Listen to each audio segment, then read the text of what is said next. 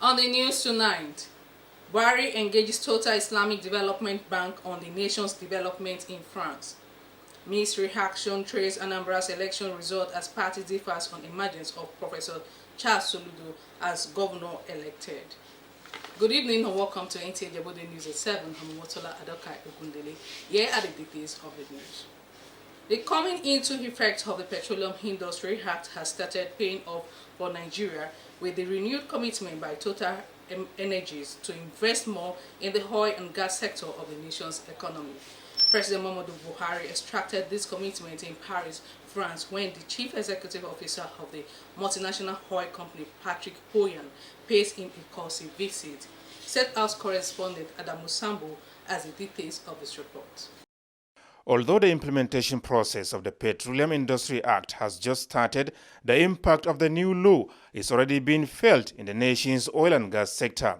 For Total Energies, a multinational oil company, President Muhammadu Buhari's visit to France provided an opportunity to not only reconnect but reaffirm its commitment to the nation's economic growth and development. During the engagement, lasting about 40 minutes, the Chief Executive Officer of the company, Patrick Poyan, commended the president for his courage and commitment towards achieving a competitive and resilient oil and gas sector in Nigeria.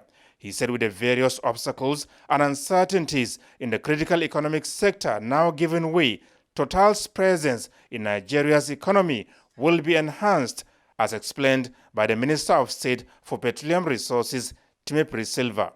This engagement is about Total making commitments to their presence in Nigeria. They are going to make additional investment because of the PIA. We're very happy that they made this commitment to Mr. President, and we also are sure now that the PIA is paying off. The fiscal environment is being appreciated by all and sundry in the industry, particularly our major partners. Nigerian leader also granted audience to the president of the Islamic Development Bank, Dr. Muhammad Suleiman Al-Jasser, explaining why his administration is committed to an infrastructure renaissance for Nigeria. The country, he explained, is struggling hard on infrastructure as there can be no sustainable development without it, especially roads, rail, power, airports and housing, which the government is committed to providing in the past 6 years. Nigeria is a very important country and member of the Islamic Development Bank, and I was very happy and proud to see the level of activity that we have. From Paris, France, Adamu Sambo, NTA News. Minister of Interior Rauf Aregbesola has been speaking on the activities of the ministry and the agencies under his control aimed at curbing crime and criminality in the country.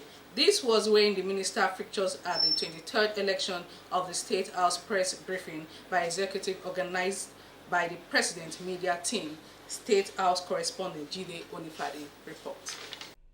Focus of Minister Rauf Aregbesola's presentation is on programs, reforms and initiatives of the ministry. Specifically, the minister emphasizes on the achievements on internal security and public safety, correctional services, anti-migration management, and border protection. And prevent non-Nigerians from obtaining our passport. First, Rauf Aregbesola says it is important that Nigeria gets its processes of passport acquisition right. And through the deployment of technology, the Nigerian Immigration Service is now well equipped for a seamless service to Nigerians wherever they reside. Nigerian passport booklet is one of the most secured in the world, with security features that make it tamper-proof. As a ministry, we are committed to enhancing the application process to a similar status in our effort to promote and maintain citizenship integrity. He says more front offices will be opened and that officials are being trained and monitored to comply with the regulations and focus of the agency. The NIS to prevent undesirable persons from entering Nigeria. Presently, all international airports are connected to Interpol I-247 through the MIDAS system. On correctional services, Aregbesola says there is increased training for inmates, with many of them now pursuing various degrees in tertiary institutions, while others are receiving vocational trainings. On attacks on correctional facilities, it says the ministry is working in conjunction with the security agencies and other measures are being worked out to track down every fleeing inmate. Nigerian security and civil defense. The core special forces personnel are currently deployed along with other security agencies in various joint operations such as... The Federal Fire Service, as it says, is now well equipped to advance speed, accuracy, and proper documentation of highly professional activities, especially with regards to issues of security. The use of advanced technology has been advocated. These issues came to bear following the visit of the Chief of Army Administration, Major General Shehu Mohammed. Francis Undoju has the details of this report.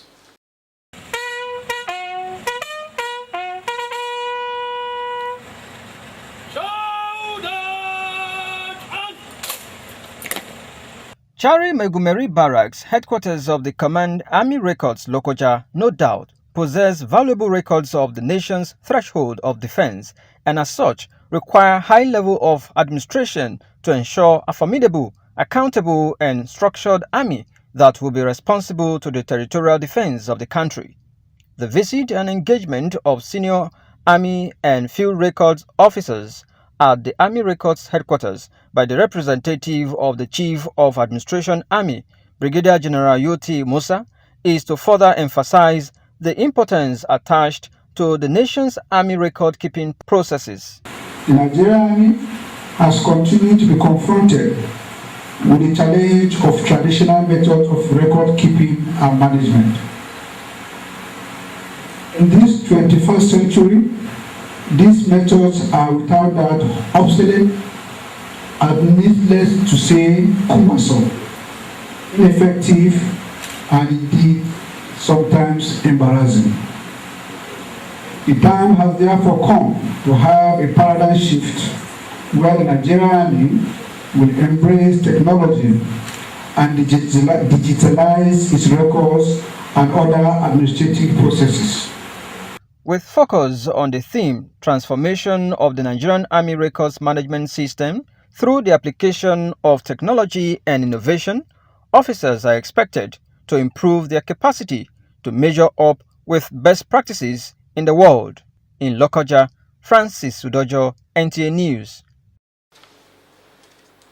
The candidate of the People's Democratic Party, PDP, in the just concluded governorship election in Anambra State, Valentino Ozigbo, has congratulated the winner, Professor Charles Soludo of the All Progressive Grant Alliance, ABGA, advising INEC to improve on the electoral process. Chinyere Okoye also reports that the All Progressive Party says it is not yet over. Mr. Ozigbo wants INEC to ensure its staff are well trained, remunerated, and ensure optimal performance of its equipment. Congratulations to Professor Chukwuma Soludo for emerging the governor-elect. I believe INEC actually failed us in many regards. The beavers is a new technology, and we had a lot of untrained people, people who were poorly motivated. We saw the level to which money politics was played in Anambra. And for me, it's regrettable. We also saw this whole thing about denominational politics at work. So a section of people going that way defeats the whole tenet of democracy. Similarly, the governorship candidate of the Young Progressives Party, YPP, Senator Ifeanyi Ubah, has congratulated Professor Charles Soludo. In a statement issued by the candidate, he states that as a Democrat, he accepts the outcome of the election and plans not to challenge the electoral results as announced by INEC. Meanwhile, the All Progressives Congress, APC, says it is not yet over. The party held a protest in Oka against the electoral process. What we want is a free, fair, and credible election in Anambra State. In Oka, Chinyere Okoye, NTA News. Let's now join our sport desk for the latest word on sport.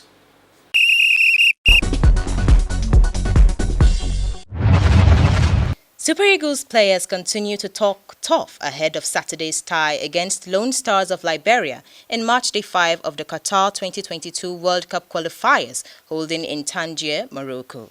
Captain Ahmed Musa is optimistic that their victory is certain. We know the importance of the game.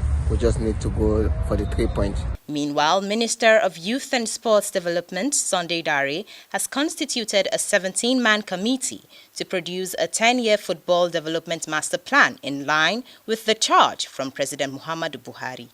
The minister urged the members of the committee to maximize this medium and eschew misuse of resources. Now, these talents need to be tapped, but in a deliberate way. There must be a template, there must be a program for government to follow and for the responsible agency that administers our football to also follow. In the meantime, Oni of Ife, Oba Adeyeyi Ogunwusi Enitan, has advocated greater support for sportsmen and women to attain the desired goal of taking the country to greater heights. Oba Enitan stated this when he received the World Boxing Federation lightweight champion, Ridwan Scorpion. I came here because of our Royal Majesty for his help.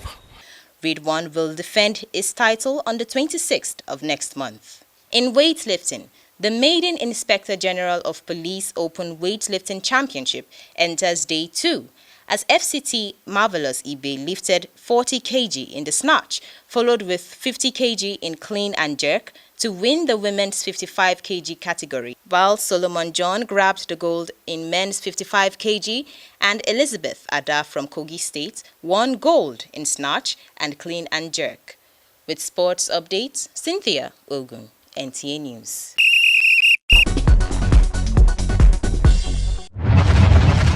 And that does it on the news for tonight. But before we go, let's take a look at the major stories. Buhari engages Total Islamic Development Bank on the nation's development in France. Mixed reaction traces Anambra's elections result as party differs on emergence of Professor Charles Soludo as governor elected. Thanks for staying with us. I'm Motola Adokai Ogundele.